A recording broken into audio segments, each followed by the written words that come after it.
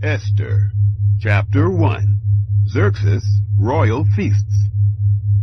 Now it happened in the days of Ahasuerus. This is Ahasuerus, who reigned from India even to Ethiopia, over 127 provinces. That in those days, when the king Ahasuerus sat on the throne of his kingdom, which was in Shushan the palace, in the 3rd year of his reign, he made a feast for all his princes and his servants, the power of Persia and Media, the nobles and princes of the provinces, being before him. He displayed the riches of his glorious kingdom and the honor of his excellent majesty many days, even 180 days. When these days were fulfilled, the king made a 7-day feast for all the people who were present in Shushan the palace, both great and small, in the court of the garden of the king's palace. There were hangings of white, green, and blue material, fastened with cords of fine linen and purple to silver rings, and marble pillars. The couches were of gold and silver, on a pavement of red, white, yellow, and black marble. They gave them drinks in golden vessels of various kinds, including royal wine in abundance, according to the bounty of the king. In accordance with the law, the drinking was not compulsory, for so the king had instructed all the officials of his house, that they should do according to every man's pleasure. Also Vashti the queen made a feast for the women in the royal house, which belonged to King Ahasuerus. Queen Vashti's refusal. On the 7th day, when the heart of the king was merry with wine, he commanded Mehuman, Biztha, Harbona, Bigtha, and Abagtha, Zethar, and Carcas, the 7 eunuchs who served in the presence of Ahasuerus the king, to bring Vashti the queen before the king with the royal crown, to show the people and the princes her beauty, for she was beautiful. But the queen Vashti refused to come at the king's commandment by the eunuchs. Therefore the king was very angry, and his anger burned in him. Queen Vashti deposed. Then the king said to the wise men, who knew the times, for it was the king's custom to consult those who knew law and judgment, and the next to him were Carshena, Shethar, Admatha, Tarshish, Meres, Marsena, and Memucan, the 7 princes of Persia and Media, who saw the king's face, and sat first in the kingdom. What shall we do to the queen Vashti according to law, because she has not done the bidding of the king Ahasuerus by the eunuchs? Memucan answered before the king and the princes, Vashti the queen has not done wrong to just the king, but also to all the princes, and to all the people who are in all the provinces of the king Ahasuerus. For this deed of the queen will become known to all women, causing them to show contempt for their husbands, when it is reported, King Ahasuerus commanded Vashti the queen to be brought in before him, but she didn't come. Today the princesses of Persia and Media, who have heard of the queen's deed, will tell all the king's princes. This will cause much contempt and wrath. If it please the king, let a royal commandment go from him, and let it be written among the laws of the Persians and the Medes, so that it cannot be altered, that Vashti may never again come before King Ahasuerus, and let the king give her royal estate to another who is better than she, when the king's decree which he shall make is published throughout all his kingdom, for it is great. All the wives will give their husbands honor, both great and small. This advice pleased the king and the princes, and the king did according to the word of Memucan, for he sent letters into all the king's provinces, into every province according to its writing, and to every people in their language, that every man should rule his own house, speaking in the language of his own people. Chapter 2. Seeking Vashti's successor. After these things, when the wrath of King Ahasuerus was pacified, he remembered Vashti, and what she had done, and what was decreed against her. Then the king's servants who served him said, Let beautiful young virgins be sought for the king. Let the king appoint officers in all the provinces of his kingdom, that they may gather together all the beautiful young virgins to the citadel of Susa, to the women's house, to the custody of Hegai the king's eunuch, keeper of the women, Let cosmetics be given them, and let the maiden who pleases the king be queen instead of Vashti." The thing pleased the king, and he did so. There was a certain Jew in the citadel of Susa, whose name was Mordecai, the son of Jair, the son of Shimei, the son of Kish, a Benjamite, who had been carried away from Jerusalem with the captives, who had been carried away with Jeconiah, king of Judah, whom Nebuchadnezzar, the king of Babylon, had carried away. He brought up Hadassah, that is, Esther, his uncle's daughter, for she had neither father nor mother. The maiden was fair and beautiful, and when her father and mother were dead, Mordecai took her for his own daughter. Esther finds favor. So it happened, when the king's commandment and his decree was heard, and when many maidens were gathered together to the citadel of Susa, to the custody of Haggai, that Esther was taken into the king's house, to the custody of Haggai, keeper of the women. The maiden pleased him, and she obtained kindness from him. He quickly gave her cosmetics and her portions of food, and the 7 choice maidens who were to be given her out of the king's house.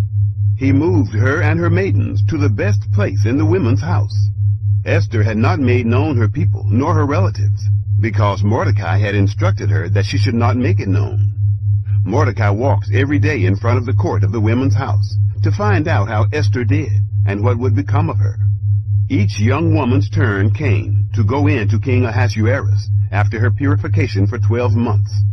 For so were the days of their purification accomplished, 6 months with oil of myrrh, and 6 months with sweet fragrances, and with preparations for beautifying women. The young woman then came to the king like this. Whatever she desired was given her to go with her out of the women's house to the king's house. In the evening she went, and on the next day she returned into the second women's house, to the custody of Sheashgaz, the king's eunuch, who kept the concubines. She came in to the king no more, unless the king delighted in her, and she was called by name. Now when the turn of Esther, the daughter of Abihail, the uncle of Mordecai, who had taken her for his daughter, came to go in to the king, she required nothing but what Haggai, the king's eunuch, the keeper of the women, advised. Esther obtained favor in the sight of all those who looked at her. So Esther was taken to King Ahasuerus into his royal house in the 10th month, which is the month Tebeth, in the 7th year of his reign. Esther becomes queen. The king loved Esther more than all the women, and she obtained favor and kindness in his sight more than all the virgins, so that he set the royal crown on her head, and made her queen instead of Vashti. Then the king made a great feast for all his princes and his servants, even Esther's feast, and he proclaimed a holiday in the provinces, and gave gifts according to the king's bounty. When the virgins were gathered together the second time, Mordecai was sitting in the king's gate. Esther had not yet made known her relatives, nor her people, as Mordecai had commanded her, for Esther obeyed Mordecai, like she did when she was brought up by him. Mordecai uncovers a conspiracy. In those days, while Mordecai was sitting in the king's gate, 2 of the king's eunuchs, Bigthan and Teresh, who were doorkeepers, were angry and sought to lay hands on the king Ahasuerus. This thing became known to Mordecai, who informed Esther the queen, and Esther informed the king in Mordecai's name. When this matter was investigated, it was found to be so. They were both hanged on a tree, and it was written in the book of the Chronicles in the king's presence. Chapter 3. Haman plots against the Jews. After these things, King Ahasuerus promoted Haman, the son of Hammedatha, the Agagite, and advanced him, and set his seat above all the princes who were with him. All the king's servants who were in the king's gate bowed down and paid homage to Haman, for the king had so commanded concerning him. But Mordecai didn't bow down or pay homage. Then the king's servants who were in the king's gate said to Mordecai, "Why do you disobey the king's commandment?" Now it came to pass, when they spoke daily to him, and he didn't listen to them, that they told Haman to see whether Mordecai's reason would stand. For he had told them that he was a Jew. When Haman saw that Mordecai didn't bow down, nor pay him homage, Haman was full of wrath. But he scorned the thought of laying hands on Mordecai alone, for they had made known to him Mordecai's people. Therefore Haman sought to destroy all the Jews who were throughout the whole kingdom of Ahasuerus, even Mordecai's people. In the first month, which is the month Nisan, in the 12th year of King Ahasuerus, they cast pure, that is, the lot, before Haman, from day to day, and from month to month, and chose the 12th month, which is the month Adar. Haman said to King Ahasuerus, "There is a certain people scattered abroad and dispersed among the peoples in all the provinces of your kingdom, and their laws are different than other peoples. They don't keep the king's laws. Therefore it is not for the king's profit to allow them to remain. If it pleases the king, let it be written that they be destroyed, and I will pay 10,000 talents of silver into the hands of those who are in charge of the king's business, to bring it into the king's treasuries." The king took his ring from his hand and gave it to Haman, the son of Hammedatha, the Agagite, the Jews' enemy. The king said to Haman, "The silver is given to you, the people also, to do with them as it seems good to you." Then the king's scribes were called in on the first month, on the 13th day of the month, and all that Haman commanded was written to the king's satraps, and to the governors who were over every province, and to the princes of every people, to every province according to its writing, and to every people in their language. It was written in the name of King Ahasuerus, and it was sealed with the king's ring.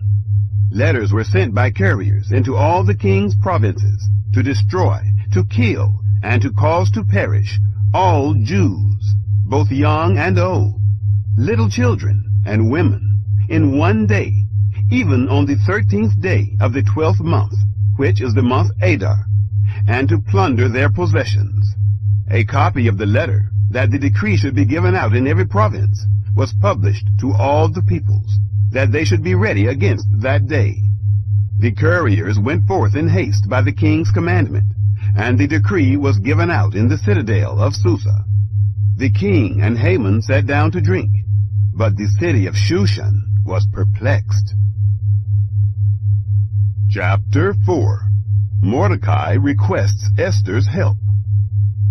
Now when Mordecai found out all that was done, Mordecai tore his clothes, and put on sackcloth with ashes, and went out into the midst of the city, and wailed loudly and bitterly.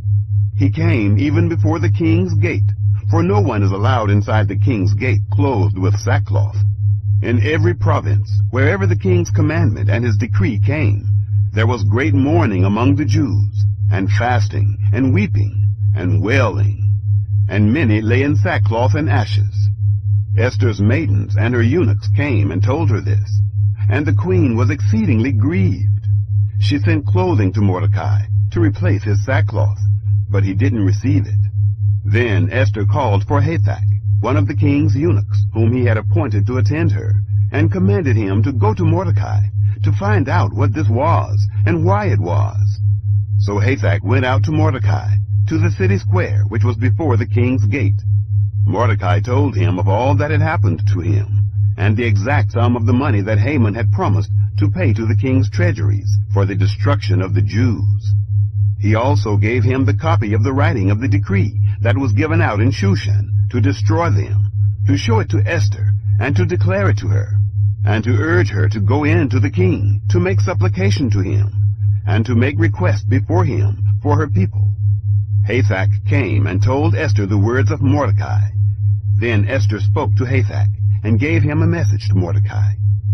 All the king's servants and the people of the king's provinces know that whoever, whether man or woman, comes to the king into the inner court without being called, there is one law for him, that he be put to death, except those to whom the king might hold out the golden scepter, that he may live. I have not been called to come in to the king these 30 days. They told to Mordecai Esther's words. Then Mordecai asked them to return answer to Esther. Don't think to yourself that you will escape in the king's house, any more than all the Jews.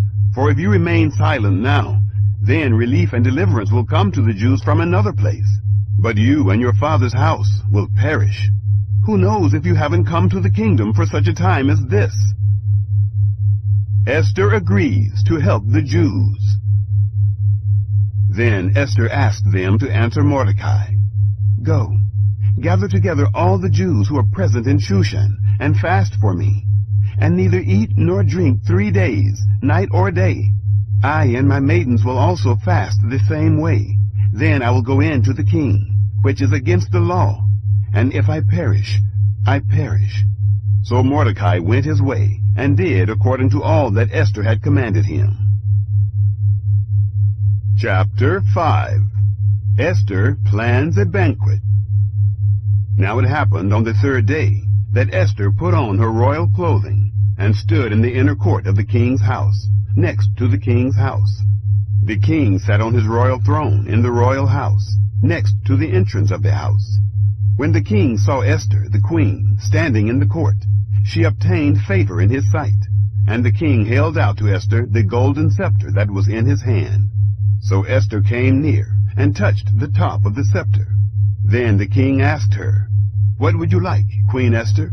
What is your request? It shall be given you, even to the half of the kingdom." Esther said, "If it seems good to the king, let the king and Haman come today to the banquet that I have prepared for him." Then the king said, "Bring Haman quickly, so that it may be done as Esther has said." So the king and Haman came to the banquet that Esther had prepared. The king said to Esther at the banquet of wine, "What is your petition? It shall be granted you. What is your request? Even to the half of the kingdom it shall be performed." Then Esther answered and said, "My petition and my request is this. If I have found favor in the sight of the king, and if it please the king to grant my petition and to perform my request, let the king and Haman come to the banquet that I will prepare for them, and I will do tomorrow as the king has said." Haman's plot against Mordecai. Then Haman went out that day, joyful and glad of heart. But when Haman saw Mordecai in the king's gate, that he didn't stand up or move for him, he was filled with wrath against Mordecai. Nevertheless, Haman restrained himself and went home. There he sent and called for his friends and Zeresh his wife. Haman recounted to them the glory of his riches, the multitude of his children, all the things in which the king had promoted him, and how he had advanced him above the princes and servants of the king. Haman also said, "Yes, Esther the queen let no man come in with the king to the banquet that she had prepared, but myself. And tomorrow I am also invited by her, together with the king. Yet all this avails me nothing, so long as I see Mordecai the Jew sitting at the king's gate." Then Zeresh his wife and all his friends said to him, "Let a gallows be made, 50 cubits high, and in the morning speak to the king about hanging Mordecai on it. Then go in merrily with the king to the banquet."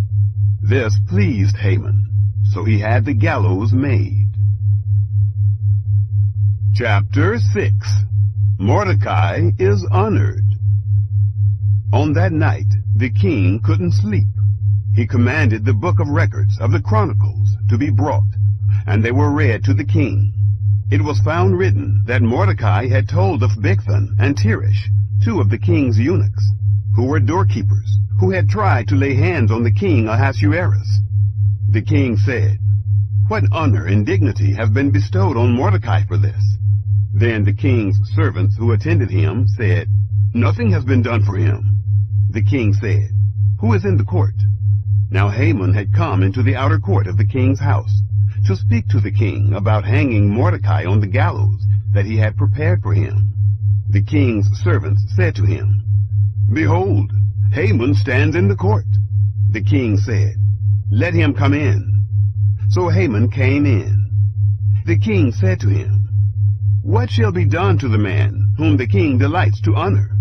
Now Haman said in his heart, "Who would the king delight to honor more than myself?" Haman said to the king, "For the man whom the king delights to honor, let royal clothing be brought, which the king uses to wear, and the horse that the king rides on, and on the head of which a crown royal is set. Let the clothing and the horse be delivered to the hand of one of the king's most noble princes, that they may array the man whom the king delights to honor with them, and have him ride on horseback through the city square, and proclaim before him, Thus shall it be done to the man whom the king delights to honor. Haman forced to honor Mordecai. Then the king said to Haman, Hurry and take the clothing and the horse, as you have said, and do this for Mordecai the Jew, who sits at the king's gate. Let nothing fail of all that you have spoken. Then Haman took the clothing and the horse, and arrayed Mordecai, and had him ride through the city square, and proclaimed before him, Thus shall it be done to the man whom the king delights to honor. Mordecai came back to the king's gate, but Haman hurried to his house, mourning and having his head covered. Haman recounted to Zeresh his wife and all his friends everything that had happened to him. Then his wise men and Zeresh his wife said to him, If Mordecai, before whom you have begun to fall, is of Jewish descent, you will not prevail against him, but you will surely fall before him. While they were yet talking with him, the king's eunuchs came, and hurried to bring Haman to the banquet that Esther had prepared. Chapter 7. Esther pleads for her people. So the king and Haman came to banquet with Esther the queen. The king said again to Esther on the second day at the banquet of wine, What is your petition, Queen Esther? It shall be granted you. What is your request? Even to the half of the kingdom it shall be performed. Then Esther the queen answered, If I have found favor in your sight, O king, and if it please the king, let my life be given me at my petition, and my people at my request. For we are sold, I and my people, to be destroyed, to be slain, and to perish. But if we had been sold for bondservants and bondmaids, I would have held my peace, although the adversary could not have compensated for the king's loss. Then King Ahasuerus said to Esther the queen, Who is he, and where is he who dared presume in his heart to do so? Esther said, An adversary and an enemy, even this wicked Haman. Then Haman was afraid before the king and the queen. Haman is hanged. The king arose in his wrath from the banquet of wine, and went into the palace garden. Haman stood up to make request for his life to Esther the queen, for he saw that there was evil determined against him by the king. Then the king returned out of the palace garden into the place of the banquet of wine, and Haman had fallen on the couch where Esther was. Then the king said, Will he even assault the queen in front of me in the house? As the word went out of the king's mouth, they covered Haman's face. Then Harbona, one of the eunuchs who were with the king, said, Behold, the gallows, 50 cubits high, which Haman has made for Mordecai, who spoke good for the king, is standing at Haman's house. The king said, Hang him on it. So they hanged Haman on the gallows that he had prepared for Mordecai. Then was the king's wrath pacified. Chapter 8. Mordecai is advanced. On that day, King Ahasuerus gave the house of Haman, the Jews' enemy, to Esther the queen. Mordecai came before the king, for Esther had told what he was to her. The king took off his ring, which he had taken from Haman, and gave it to Mordecai. Esther set Mordecai over the house of Haman. Esther spoke yet again before the king, and fell down at his feet, and begged him with tears to put away the mischief of Haman the Agagite, and his device that he had devised against the Jews. Then the king held out to Esther the golden scepter. So Esther arose, and stood before the king. She said, If it pleases the king, and if I have found favor in his sight, and the thing seem right to the king, and I am pleasing in his eyes, let it be written to reverse the letters devised by Haman, the son of Hammedatha the Agagite, which he wrote to destroy the Jews who are in all the king's provinces. For how can I endure to see the evil that would come to my people? How can I endure to see the destruction of my relatives? Xerxes' decree. Then King Ahasuerus said to Esther the queen and to Mordecai the Jew, See, I have given Esther the house of Haman, and him they have hanged on the gallows, because he laid his hand on the Jews. Write also to the Jews, as it pleases you, in the king's name, and seal it with the king's ring. For the writing which is written in the king's name, and sealed with the king's ring, may not be reversed by any man. Then the king's scribes were called at that time, in the 3rd month, Sivan, on the 23rd day of the month. And it was written according to all that Mordecai commanded to the Jews, and to the satraps, and the governors and princes of the provinces, which are from India to Ethiopia, 127 provinces, to every province according to its writing, and to every people in their language, and to the Jews in their writing and in their language. He wrote in the name of King Ahasuerus, and sealed it with the king's ring, and sent letters by courier on horseback, riding on royal horses that were bred from swift steeds. In those letters the king granted the Jews who were in every city to gather themselves together, and to defend their life, to destroy, to kill, and to cause to perish all the power of the people and province that would assault them, their little ones and women, and to plunder their possessions, on one day in all the provinces of King Ahasuerus, on the 13th day of the 12th month, which is the month Adar. A copy of the letter, that the decree should be given out in every province, was published to all the peoples, that the Jews should be ready for that day to avenge themselves on their enemies.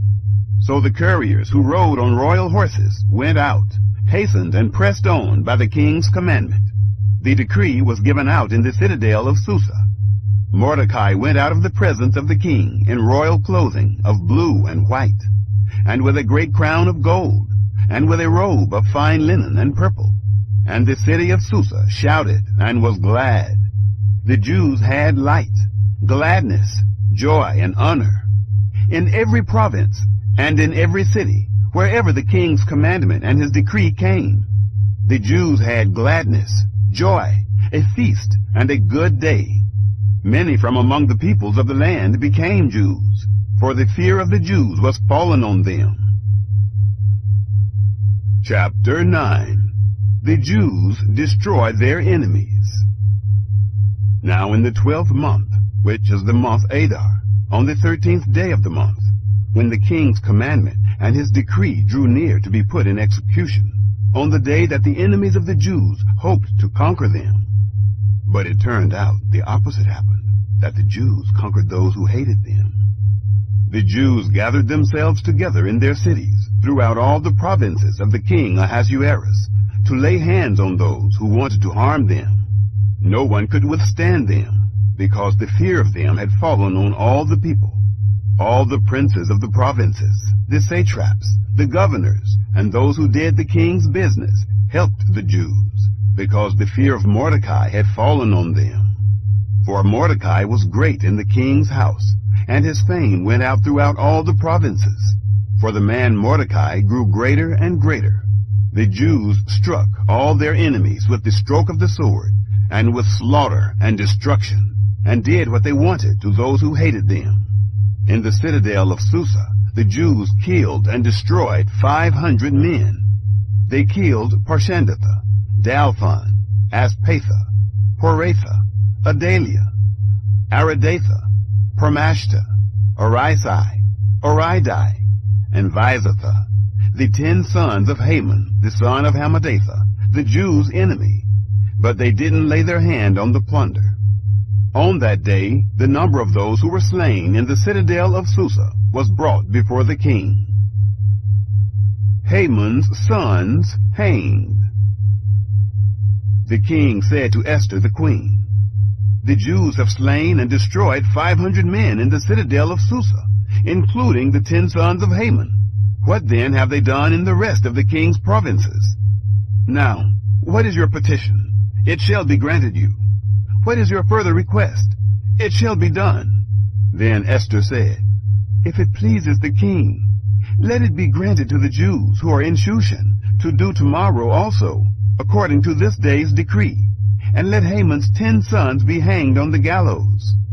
The king commanded this to be done. A decree was given out in Shushan, and they hanged Haman's 10 sons.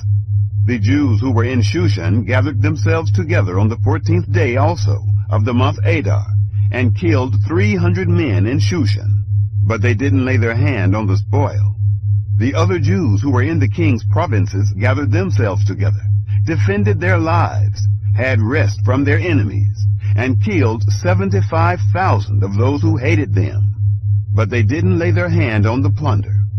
This was done on the 13th day of the month Adar, and on the 14th day of that month they rested, and made it a day of feasting and gladness. The Feast of Purim instituted. But the Jews who were in Shushan assembled together on the 13th and on the 14th days of the month, and on the 15th day of that month they rested, and made it a day of feasting and gladness. Therefore the Jews of the villages, who live in the unwalled towns, make the 14th day of the month Adar a day of gladness and feasting, a good day, and a day of sending presents of food to one another. Mordecai wrote these things, and sent letters to all the Jews who were in all the provinces of the king Ahasuerus, both near and far, to enjoin them that they should keep the 14th and 15th days of the month Adar yearly, as the days in which the Jews had rest from their enemies, and the month which was turned to them from sorrow to gladness, and from mourning into a good day, and they should make them days of feasting and gladness, and of sending presents of food to one another, and gifts to the needy. The Jews accepted the custom that they had begun, as Mordecai had written to them, because Haman, the son of Hammedatha, the Agagite, the enemy of all the Jews, had plotted against the Jews to destroy them, and had cast pur, that is, the lot, to consume them, and to destroy them. But when this became known to the king, he commanded by letters that his wicked device, which he had devised against the Jews, should return on his own head, and that he and his sons should be hanged on the gallows. Therefore they called these days Purim, from the word pure. Therefore, because of all the words of this letter, and of that which they had seen concerning this matter, and that which had come to them, the Jews established and imposed on themselves and on their descendants, and on all those who joined themselves to them, so that it should not fail, that they should keep these 2 days, according to what was written, and according to its appointed time, every year, and that these days should be remembered and kept throughout every generation, every family, every province, and every city, and that these days of Purim should not fail from among the Jews, nor the memory of them perish from their seed. Then Esther the queen, the daughter of Abihail, and Mordecai the Jew, wrote with all authority to confirm this second letter of Purim. He sent letters to all the Jews, to the 127 provinces of the kingdom of Ahasuerus, with words of peace and truth, to confirm these days of Purim in their appointed times, as Mordecai the Jew and Esther the queen had decreed, and as they had imposed upon themselves and their descendants, in the matter of the fastings and their cry. The commandment of Esther confirmed these matters of Purim, and it was written in the book. Chapter 10. Tribute to Xerxes and Mordecai. King Ahasuerus laid a tribute on the land, and on the islands of the sea, all the acts of his power and of his might, and the full account of the greatness of Mordecai, to which the king advanced him. Aren't they written in the book of the Chronicles of the kings of Media and Persia? For Mordecai the Jew was next to King Ahasuerus, and great among the Jews, and accepted by the multitude of his brothers, seeking the good of his people, and speaking peace to all his descendants.